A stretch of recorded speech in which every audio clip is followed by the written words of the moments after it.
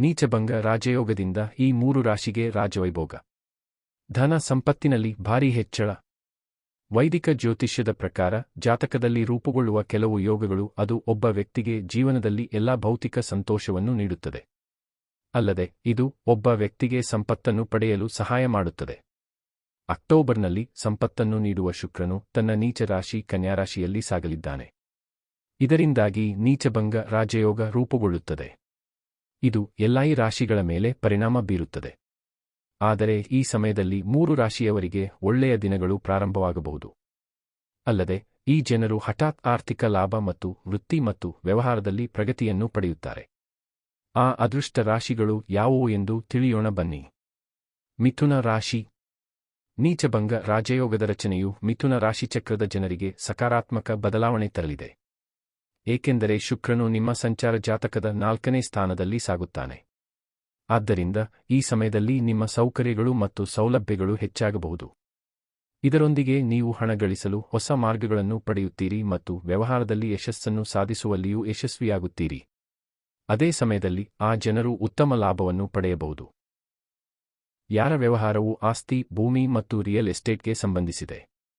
ಅದೇ ಸಮಯದಲ್ಲಿ ಹೊಸ ಯೋಜನೆಗಳನ್ನು ಪ್ರಾರಂಭಿಸಲು ಅಥವಾ ನಾಯಕತ್ವದ ಪಾತ್ರವನ್ನು ನಿರ್ವಹಿಸಲು ಈ ಸಮಯ ಅನುಕೂಲಕರವಾಗಿದೆ.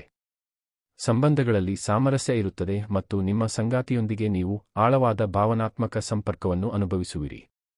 ನೀಚಭಂಗ ರಾಜಯೋಗದ ಮಕರ ರಾಶಿಗೆ ಅನುಕೂಲಕರವಾಗಬಹುದು. ಏಕೆಂದರೆ ಶುಕ್ರನು ನಿಮ್ಮ ರಾಶಿಯಿಂದ ಅದೃಷ್ಟದ ಮನೆ ಮತ್ತು ವಿದೇಶಿ ಭೂಮಿಗೆ ಸಾಗಲಿದ್ದಾನೆ. ಆದ್ದರಿಂದ ಈ ಸಮಯದಲ್ಲಿ ಅದೃಷ್ಟವು ನಿಮ್ಮೊಂದಿಗೆ ಇರುತ್ತದೆ.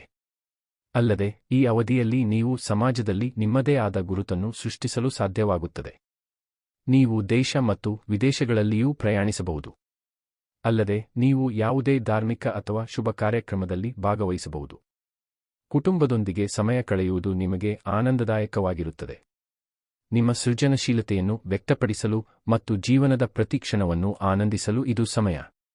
ಅದೇ ಸಮಯದಲ್ಲಿ ಸ್ಪರ್ಧಾತ್ಮಕ ವಿದ್ಯಾರ್ಥಿಗಳು ಈ ಸಮಯದಲ್ಲಿ ಯಾವುದೇ ಪರೀಕ್ಷೆಯಲ್ಲಿ ಯಶಸ್ಸನ್ನು ಪಡೆಯಬಹುದು. ನೀಚಭಂಗ ರಾಜಯೋಗದ ವೃತ್ತಿ ಮತ್ತು ವ್ಯವಹಾರದ ವಿಷಯದಲ್ಲಿ ಧನು ರಾಶಿಯವರಿಗೆ ಪ್ರಯೋಜನಕಾರಿಯಾಗಬಹುದು. ಏಕೆಂದರೆ ಈ ರಾಜಯೋಗವು ನಿಮ್ಮ ರಾಶಿಚಕ್ರದಿಂದ ಕರ್ಮದ ಮನೆಯಲ್ಲಿ ರೂಪುಗೊಳ್ಳಲಿದೆ.